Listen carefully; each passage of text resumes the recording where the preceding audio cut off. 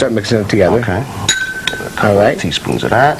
Some lobster. Okay. Okay. Could you mix other shellfish if you want with this, or is it important to have the crab and the lobster? You can mix other shellfish. Okay. You know, you just, if in the case of lobster and crab, you want to mince it a little bit more. The shrimp used to give it a little bit more binding, so it sticks to the bread, but otherwise, you know, you're free to use whatever you like. Beautiful, Okay. beautiful. Some scallions, some garlic. Okay, you guys could see inside this. Beautiful. Some cilantro. Okay. All right. And then we're going to mix some salt and some pepper. Okay.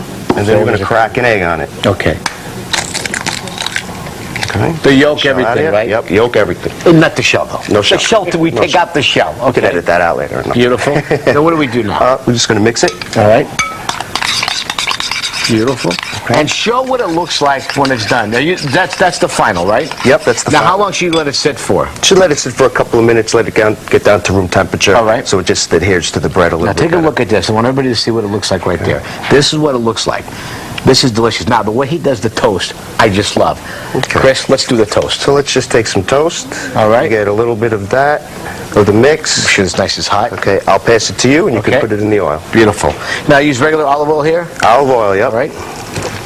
Beautiful. You can use vegetable oil, but you know, I like the taste of the olive oil. So you don't have to have the oil too hot, like peanut oil or vegetable for the high heat content. The olive oil's got enough heat to it. It'll give it enough heat. Just make All right. sure that the oil bubbles a little bit when you put it into the pan. Okay. And as you can see inside there. And then you flip it, right? Yep. Okay. You just let it sit in the toast for a little bit, so the oil gets gets the toast nice and crunchy. All right, then when you flip it, this is what it looks like when it's done.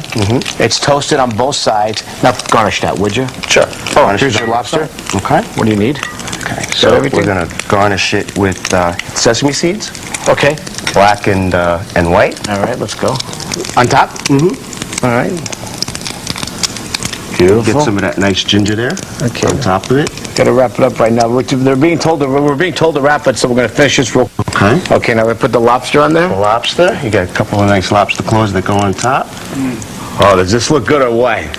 Ladies, does this look good? That looks delicious. This is taking the toast to a whole different level. There's a little cilantro scallion oil. Beautiful. Now, Chris and I are going to be in the kitchen all morning long. We're going to make even more delicious dishes.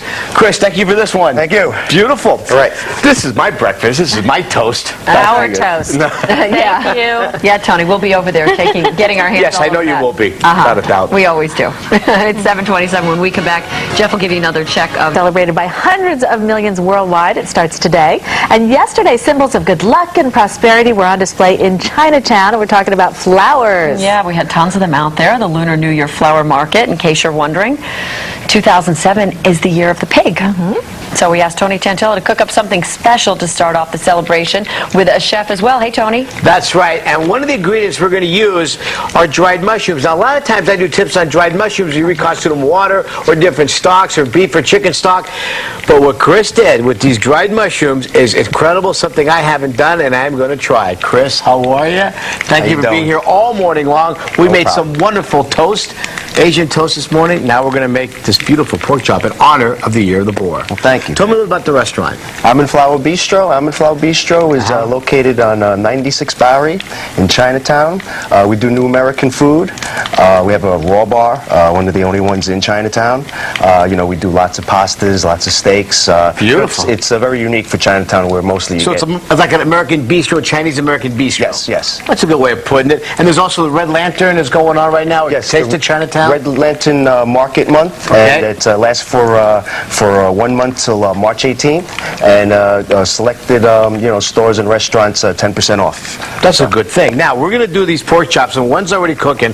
Matter of fact, I'm going to turn this, so why don't you go ahead and start describing what you're doing right here. Okay, so taking a pork chop, we seasoned it with some salt and pepper, and we're going to bread it. So you're going to, put it in some flour. All right. Okay. Flour's not seasoned, because you already seasoned the pork chop, Season right? the pork chop. Dip it in some flour, dip it in some egg, and that's going to help the dried shiitake, which we've crushed up, stick That's to the what pork I was chop. talking about. You see these mushrooms here? Instead of reconstituting them, we took the dried mushrooms and crushed them up instead of nuts or something else. Yep. Go ahead. Here we go. And you get a lot of it on there. Make sure it sticks. The egg is definitely going to make that happen.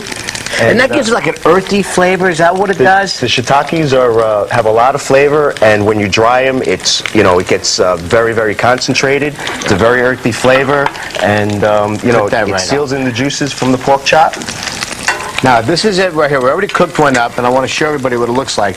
This beautiful crust that it has on there, and also seals, like you said, it seals in all the juices. Seals in all the juices. All right, Chris, why don't you go ahead? I'll plate this here. Go ahead and finish that plate. Okay. Then you garnish with some greens. Okay.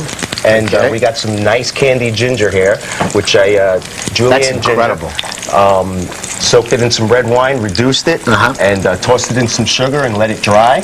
And we got some great black bean oil. So you get fermented black beans. Chop them up a little bit with some garlic, some sesame oil, and some soy sauce. Beautiful. And you pour the olive oil and the sesame oil, make it hot, and pour it over the black beans.